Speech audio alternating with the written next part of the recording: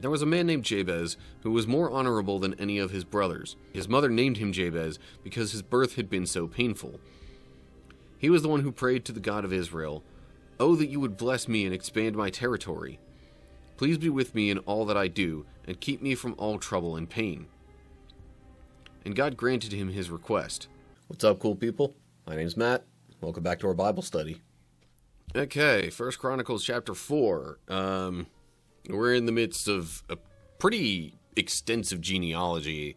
I mean, with it being 1 Chronicles, if you're really trying to chronicle properly the history, this is certainly a way to do it without retelling literally all of the prior events that happened.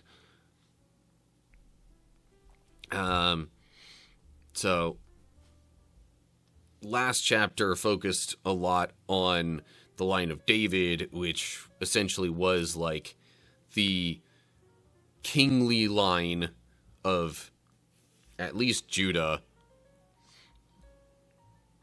And that winds up being,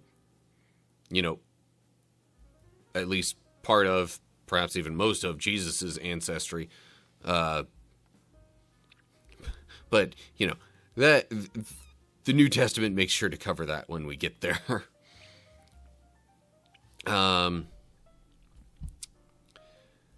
Yeah, I don't really have too much else to say to introduce this, I don't think. Obviously, the chapters before, chapters 1 and 2 wound up going pretty much up to David, at least, maybe even a little bit, talking about some others that were in a couple of generations after him, but not through his line exactly. Anyway, lest I digress further, let's hop in. 1 Chronicles chapter 4. The descendants of Judah were Perez, Hezron, Carmi, Hur, and Shobal. Shobal's son Reiah was the father of Jahath. Jahath was the father of Ahumai and Lahad. These were the families of the Zorathites. The descendants of Etem, were Jezreel, Ishma, Idbash, their sister Hazelelpani, Penuel, the father of Gedor, and Ezer, the father of Husha. These were the descendants of Hur, the firstborn of Ephrathah, the ancestor of Bethlehem.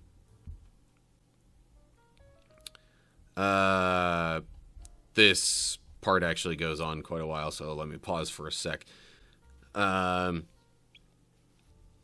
So, I think Hezron was the one that David was part of, Hezron's lineage, his descendants, I think, is the line that David came from. So we covered a bunch of that already. Now it mentions, hold on, as in Greek version, Hebrew reads the father of, meaning of the Hebrew is uncertain. Okay, that's odd. I'm like, it doesn't mention Etam up here. So, why is, where's this coming from? I'm trying to see where the connection might be between the two chapters, but I don't really see any connecting oh, well, okay. These were the descendants of Hur. Okay, so that's the descendant of Judah that we're branching off of here. So then maybe that is supposed to mean father of. I don't know why it would have worked backwards for that section, but it seems almost like that might be what it did here. Because if we're essentially going from Hur, either it goes Hur, Ezer, Penuel, or, in that order, or after her was Etam and then these other ones. That's a little confusing with the way that that's worded. Also note there, or founder of instead of father of Gedor. Perhaps other instances where the text reads the father of. Also in 4, verse 5, 12, 14, 17, 18. Yeah. So that's something to keep in mind throughout the chapter. Where it says the father of, it might actually mean the founder of. But, like, there's still kind of a similar idea. Anyway, okay. Continuing on from there, verse 5. Asher, the father of Tekoa, had 2 wives, named Hela and Nera.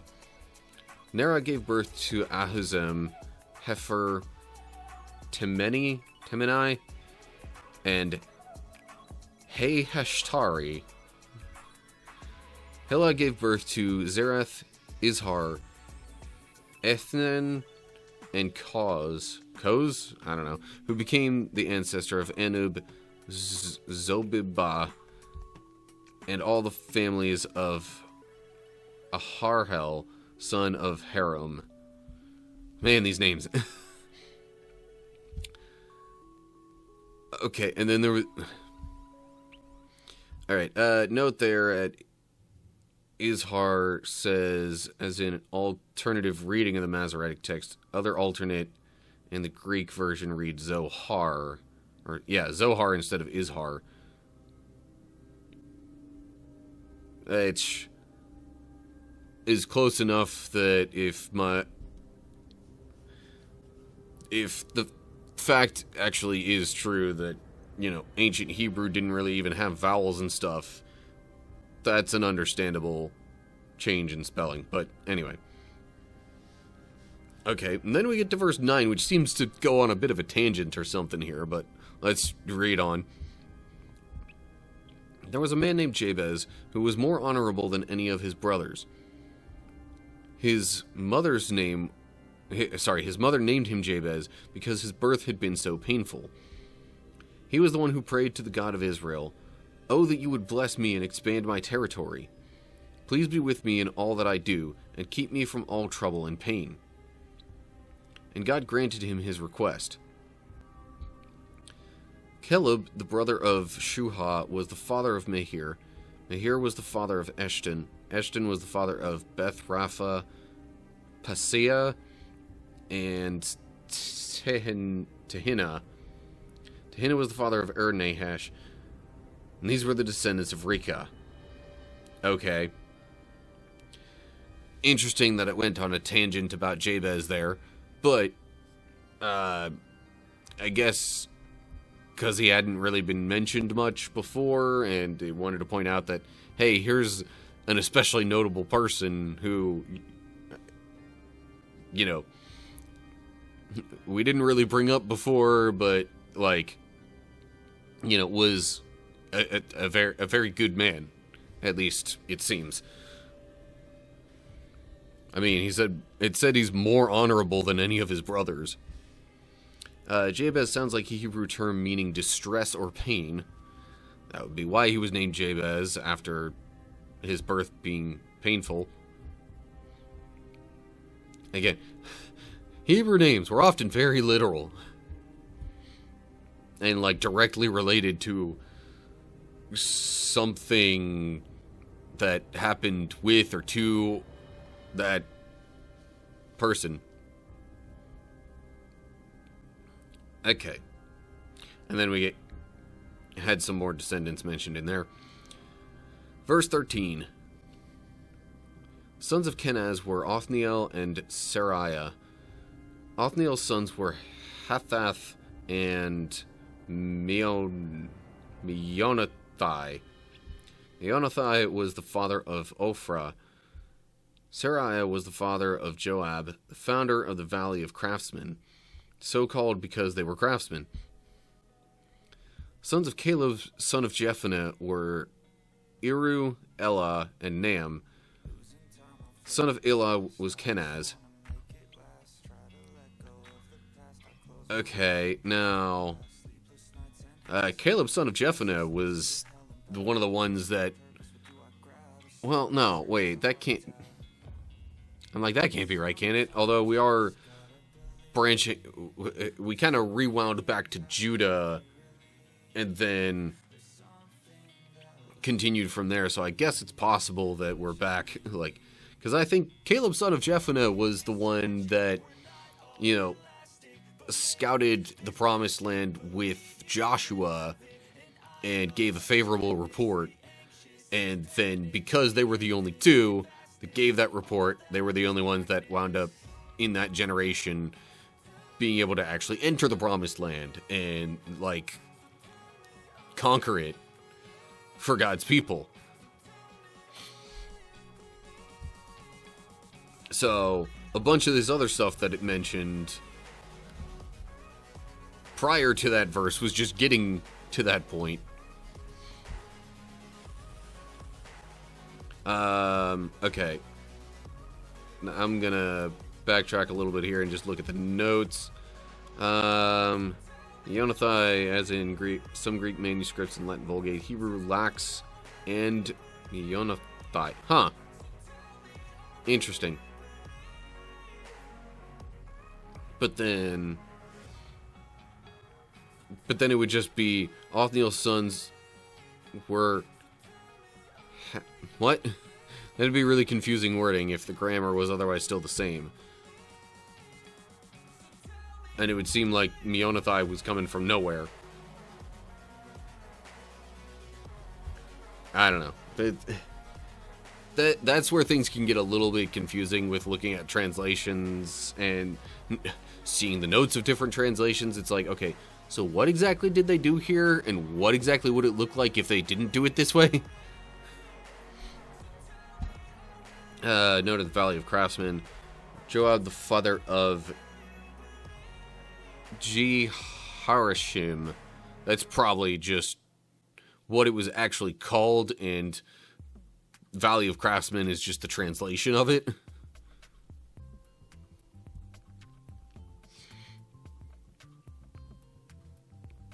Okay. I forget if I read through verse 16 already, so I guess we'll continue there. Sons of Jehalalel were Ziph, Ziphah, Tiria, and Azarel. Sons of Ezra... Where's Ezra coming from? I don't know. That's also a confusing thing with these genealogies, but anyway.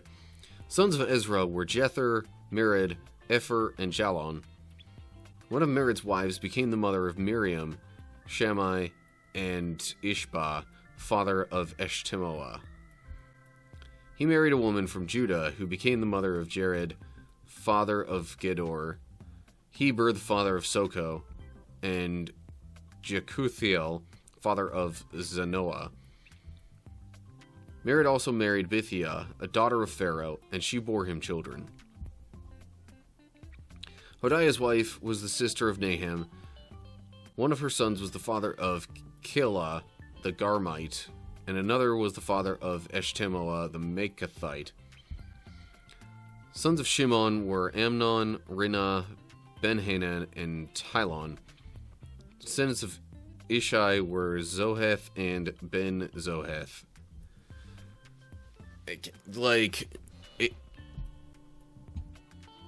I'm gonna be real here. I'm losing track of, like, where some of these branches in the genealogy are continuing from, and thus how they're even connected. But that might be the kind of thing, like, I saw with the one note. I want to say this one. Yeah. Because if it lacks and Meonothai, it would be like, okay, then where's Meonothai coming from in this verse? That's kind of what I'm feeling right now with some of these names coming up. And I guess without any other information, the safest assumption that, or what I feel like would be the safest assumption, it would be to just say, okay, this person mentioned here is within the next generation after the previous person mentioned. Or maybe they were in the same generation. That's the thing. It's when it doesn't elaborate on that, it's very confusing.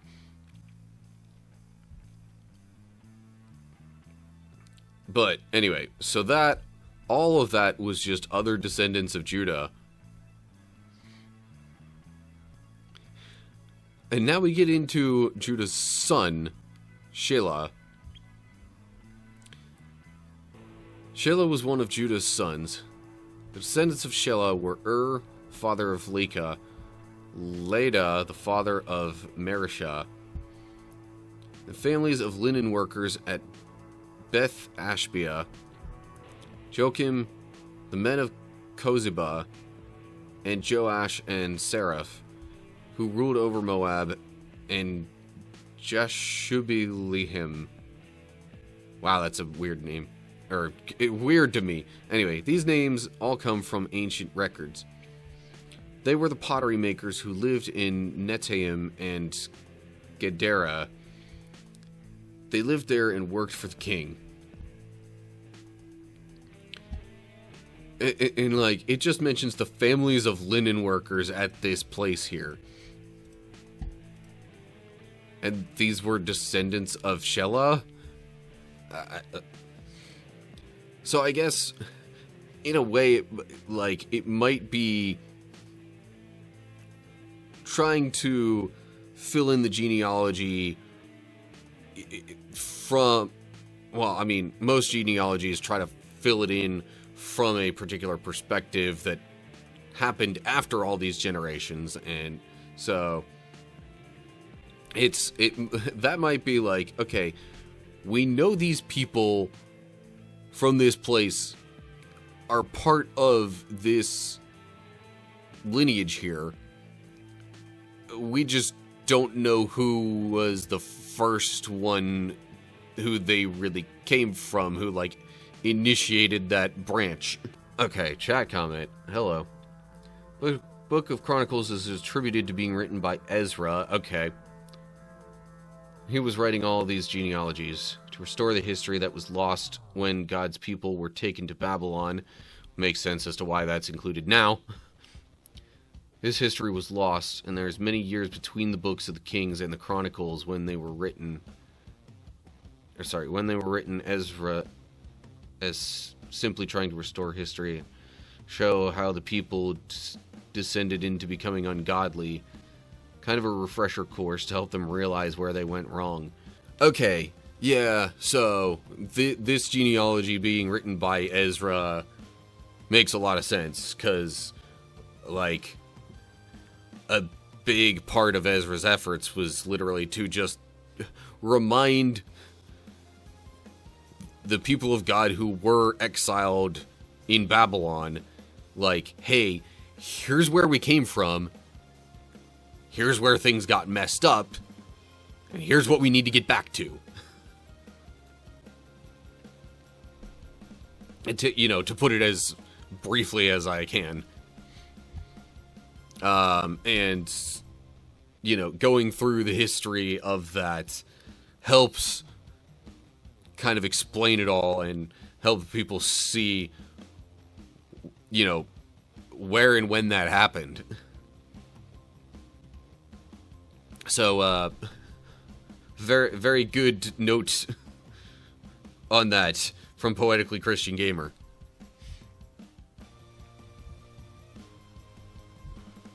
But yeah, so then trying to fill in all this genealogy from, Ezra's spot in the timeline, so to speak. Yeah, there's some stuff that could be alright, I'm not quite 100% sure where the link is here or where this comes from. I just know based on records and people I've talked with that Like, this is part of the lineage here. So, I'm gonna mention this just, to be thorough, and so we all know what all happened to get us to this point. Alright, on to the next section, starting with verse 24. So now we're getting into the descendants of Simeon, who was a different one of Jacob's sons. So we're now in a different branch off of Jacob that is not the line of Judah. So here we go. The sons of Simeon were Jemuel, Jamin, Jareb, Zohar, and Shaul. Descendants of Shaul were Shalom, Mibsam, and Mishma. The descendants of Mishma were Hamuel, Zachar, and Shimei. Shimei had 16 sons and 6 daughters, but none of his brothers had large families. So Simeon's tribe never grew as large as the tribe of Judah. They lived in Beersheba, Moladah, Hazar Shual, Bilhah, Ezem, Tolad, Bethuel, Hormah, Ziklag, Beth Markaboth, Hazar Susim, Beth Birai, and Sheraim. These towns were under their control until the time of King David. Their descendants also lived in Etam, Ain, Rimmon, Token, and Ashan, 5 towns and their surrounding villages as far away as Baalath. This was their territory, and these names are listed in their genealogical records. Okay. You know what? Let me... Because this seems like it's a little bit indented from the rest. I'm going to continue on here a little bit. Other descendants of Simeon included Meshobab, Jamlech, Joshah. I mixed that up for a second there. Joshua, son of Amaziah. Joel, Jehu, son of Joshibiah, son of Sariah, son of Aziel, Elionai, Jacobah, Jeshoiah, Asaiah, Adiel, Jesimiel, Benaiah, and Ziza, son of Shiphi, son of Alon, son of Jediah, son of Shimri, son of Shemaiah. And that also can be part of what confuses some people with it, because in the middle of this, it'll be like, alright, so we've got descendants of this person going doot, and then this person here, who was descended, or, who was son of this and this and this and this. It's like, wait. We're talking about sons of this person, but then this person was son of these? Like... Anyway. So there's a bunch of Simeon's descendants.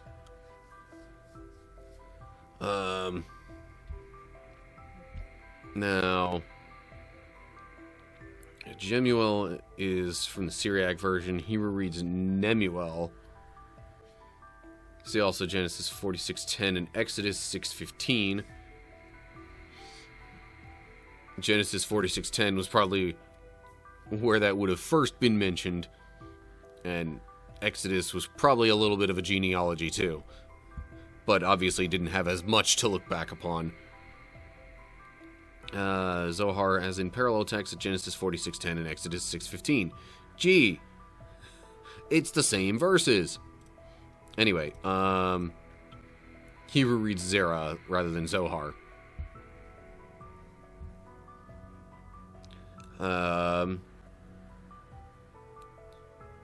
So, and part of what's so interestingly detailed, for lack of a better way to put it, like, is that,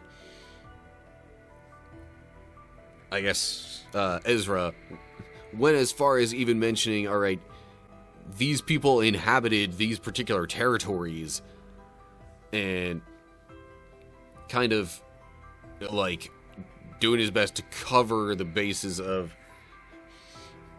not just what God's people would have been familiar with at that time, or, you know, the history that they would have more readily known, but also, like, branching out into, yeah, here's all these other people that are actually from the same, you know, ancestors, but lived in surrounding areas and maybe either didn't get as much mention or might have even been, you know, slightly, you know, other offshoots of certain ancestors.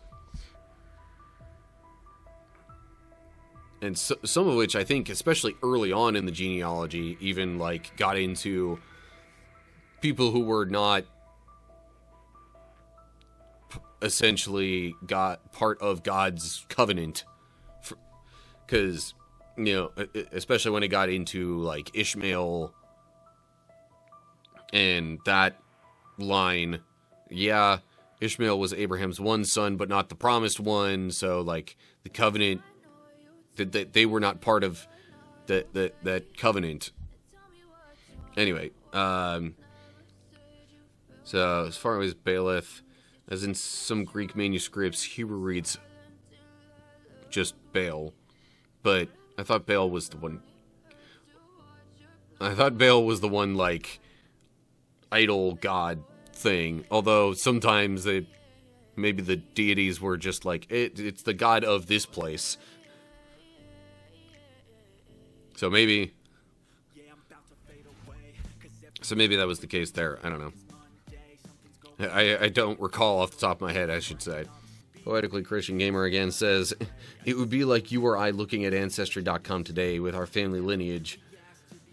We don't know the people, but where they lived, the occupations they had, the things they did, show us how it led to our family's history and becoming who we are. So yeah, that's something that, again, another interesting thought and perspective on this. Much appreciated. So yeah, like if we were to look at our own ancestry at this point, you know, whether from Ancestry.com or not, you know, we would see all these different people from these different branches that it's like, okay, we might not really know anything about them, but we kind of get a hint of who they were, or at least what they were like, based on, you know, their occupation, where they lived, and other things like that. So, I guess, for some parts of this genealogy, Ezra then is like, you know, giving the people of his day, who are descended from these folks, a better idea of, you know, how they're connected, and again, what led them to the point that they were exiled in Babylon for turning away from the Lord.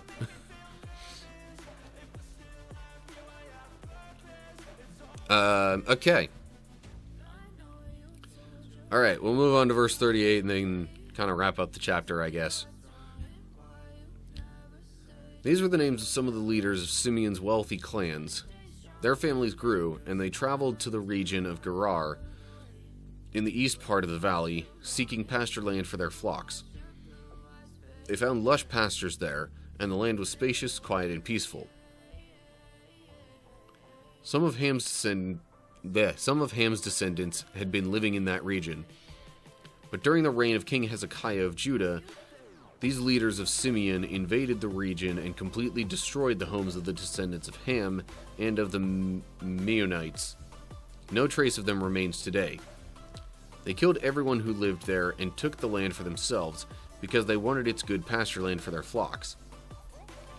500 of these invaders from the tribe of Simeon went to Mount Seir, led by Pelatiah, Neriah, Rephaiah, and Uzziel, all sons of Ishai. They destroyed the few Amalekites who had survived, and they have lived there ever since. Again, at least up to the point of the writing of this. And let me guess what it says at the note at Destroyed. Yeah. So far, pretty much any time there's been a note there at the word destroyed, it has been this exact thing. Anyway, the Hebrew term here refers to the complete consecration of things or people to the Lord, either by destroying them or by giving them as an offering.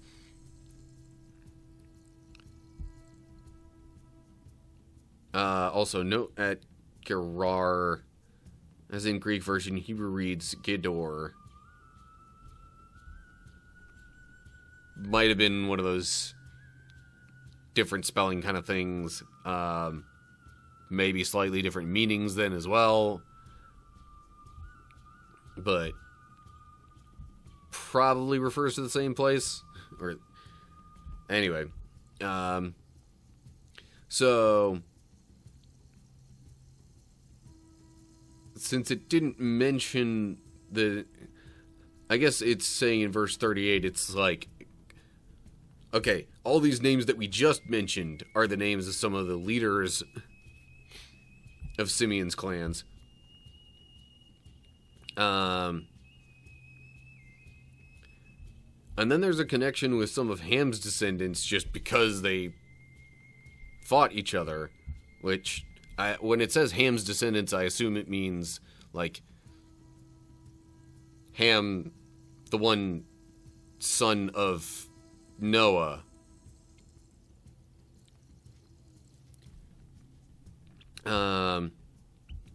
During the reign of King Hezekiah of Judah, these leaders of Simeon invaded the region and completely... Now I know, or at least I think I remember Hezekiah being one of the kings who was trying to,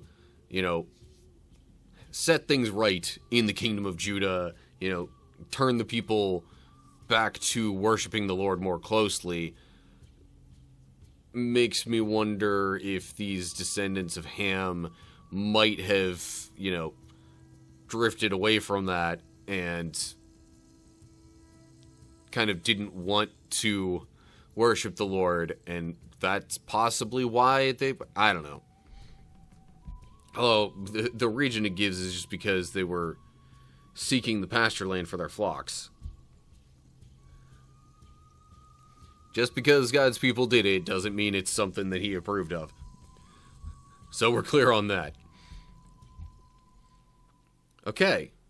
So there was seemingly quite a bit more genealogy covered there. I'm guessing we're done with, at least a few of, like, 2 or 3 of Jacob's sons, namesakes of the tribes of Israel.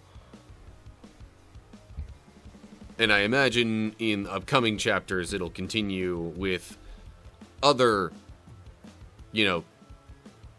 tribal namesakes. But that's all we get for 1 Chronicles chapter 4. Okay, so I think for a while we're now just going to sort of flow through the different tribes of Israel and their descendants. We've covered Judah and Simeon at this point. I think those are the only 2 that we've fully covered. I could be wrong on that, but we'll be continuing with other tribes in the upcoming chapters. So, as always, like and share if you enjoyed the video, subscribe to the channel, and click the bell to get updates when I post new videos. Look down in the description for links to social media pages and all sorts of good stuff like that. By the way, rewind slightly. About the whole clicking the bell thing. I didn't say that for a while because there were some videos that I was not, checking the box to publish or to notify subscribers when they uploaded. I was kind of experimenting with that to see if it made a significant difference. It seems like for the most part it has not. So, I'm checking that box again. All the videos should be giving out notifications. If they don't, then sorry, I blame YouTube. But anyway, down below the description, leave your thoughts or questions in the comments section with whatever you got for me. So that's all I got for now. Hope you're all doing well. Hopefully I'll see you soon for another video. Whatever the case is, till next time, stay cool, people.